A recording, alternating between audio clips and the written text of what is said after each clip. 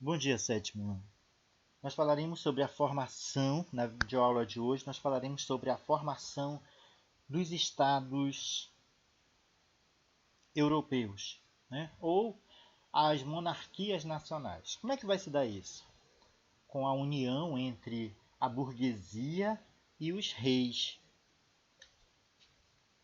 É a partir dessa união que vai se consolidar, né, dar início à formação dos estados nacionais. Então, é exemplo disso a Guerra dos 30 Anos. Ela vai ser um conflito que vai envolver as potências europeias. Mas por quê? O que foi que houve? Quais foram as consequências? A Europa ela quase entra em extinção. Por quê? Porque essa guerra ela vai ter sérias consequências econômicas, políticas, né?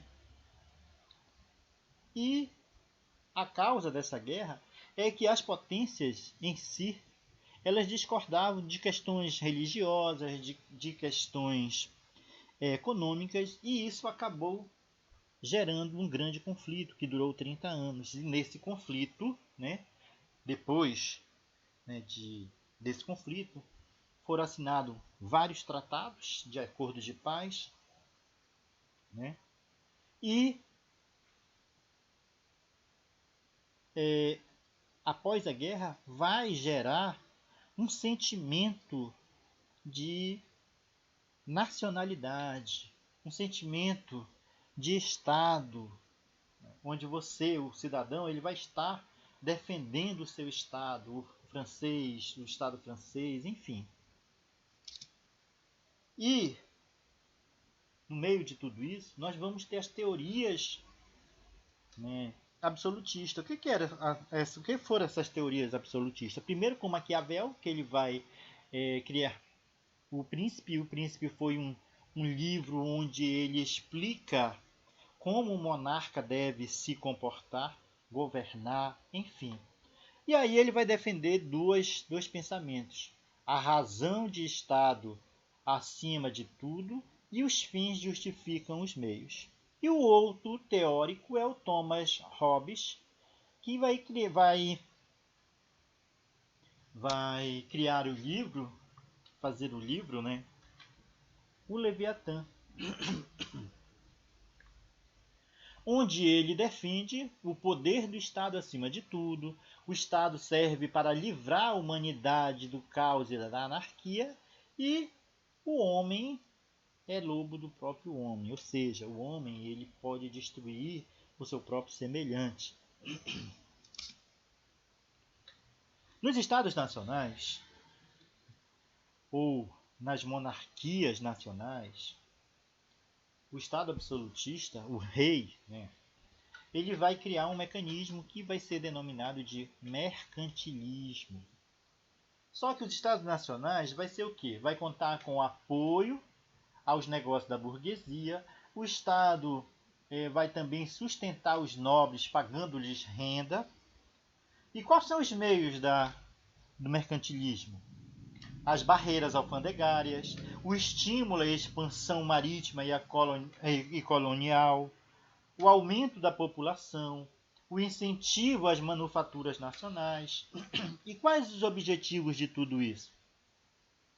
Reforço do poder do Estado Nacional, metalismo, o entesouramento de metais preciosos, né? A busca da balança comercial favorável, exportações e importações. Vamos já explicar cada coisa rapidinho. Barreiras alfandegárias. Agora,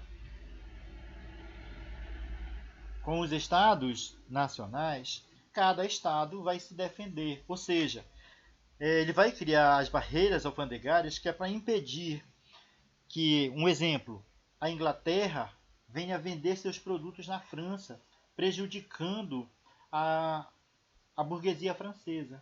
Agora, para a Inglaterra vender seus produtos na França, ela vai ter que pagar um imposto. O estímulo à expansão marítima. Agora, né, os estados nacionais, os reis, eles vão incentivar que haja, né, busca por novos comércios. Nesse momento, a Europa vive o auge das especiarias vindas do Oriente. É nesse momento que Portugal e Espanha se lançam, mas primeiro Portugal que vai ser pioneiro na expansão marítima. Depois a França, né? E o aumento populacional, é evidente que com o aumento da população vai também requerer novos investimentos. E o incentivo às manufaturas, a incentivar que a burguesia, que os comerciantes, eles passem a produzir seus próprios produtos. Aí nós temos o que? As monarquias absolutistas. Vamos falar de quem? Da França. Quais são as principais características do antigo regime? O absolutismo, sociedade estamental, ou seja, primeiro estado, segundo estado, terceiro estado. Exércitos profissionais, diplomacia, aquela coisa que eu falei de um monarca saber lidar diplomaticamente com uma outra nação absolutista. Sistema fiscal e burocrático, mercantilismo e o caráter confessional do Estado. Nós temos agora a questão de Portugal. Como é que vai se dar a formação dos estados absolutista ou dos estados nacionais em Portugal? Diferente, né, dos processos da França e da Espanha, foi integrada ao processo de expansão marítima do século XV, os benefícios de cargos de rendas provenientes das conquistas ultramarinhas. Em 1496, decretado a Convenção de todos os judeus e muçulmanos. Durante os anos de 1580 a 640, Espanha anexou Portugal, né? Portanto, o absolutismo passa a seguir os moldes espanhóis. Portugal passa, ou seja, baseado nos privilégios da nobreza e da igreja pela unidade da fé católica. Nesse momento,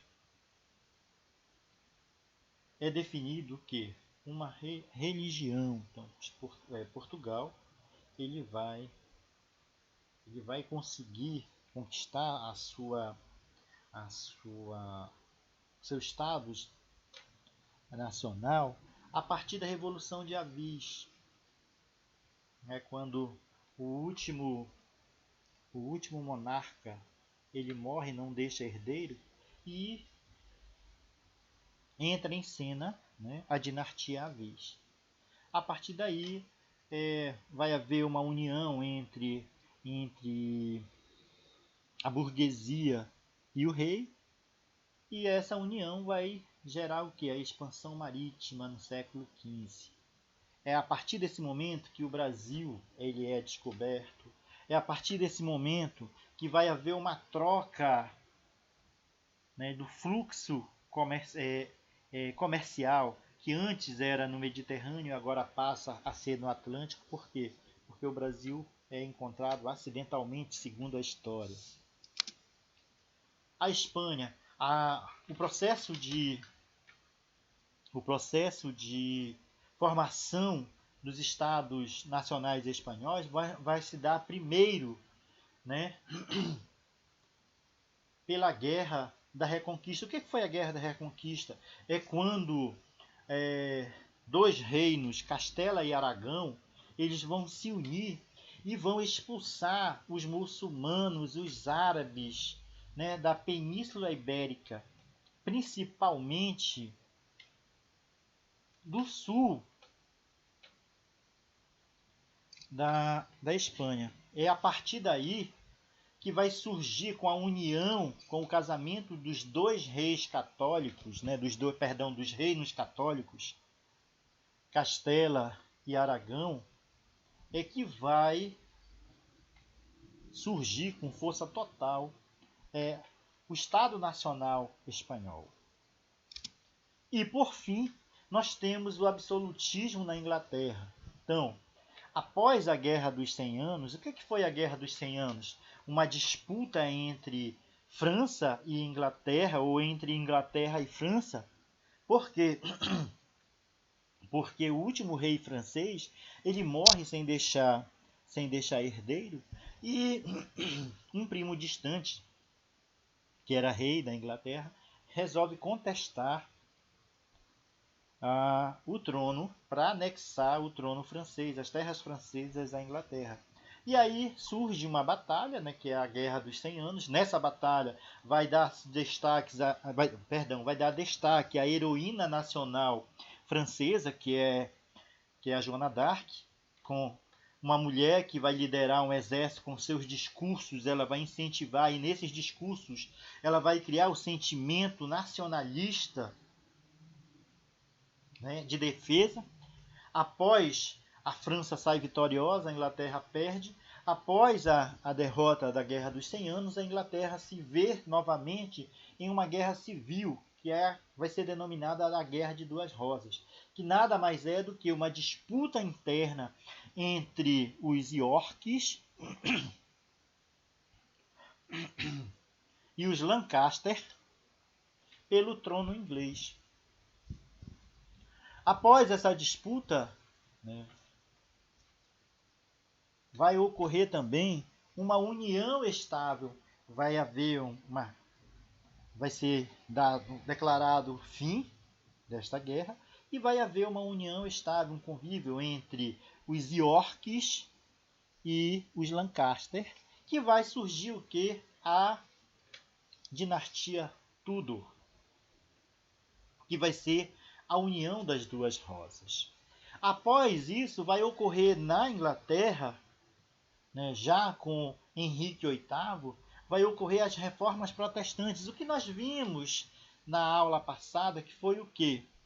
Em 1534, o ato de supremacia, que na verdade foi a criação da Igreja Anglicana pelo rei Henrique VIII, quando ele dá um basta, né, no autoritarismo da Igreja Católica, após o Papa não aceitar o seu pedido de divórcio e um novo casamento. Ele resolve criar, então ele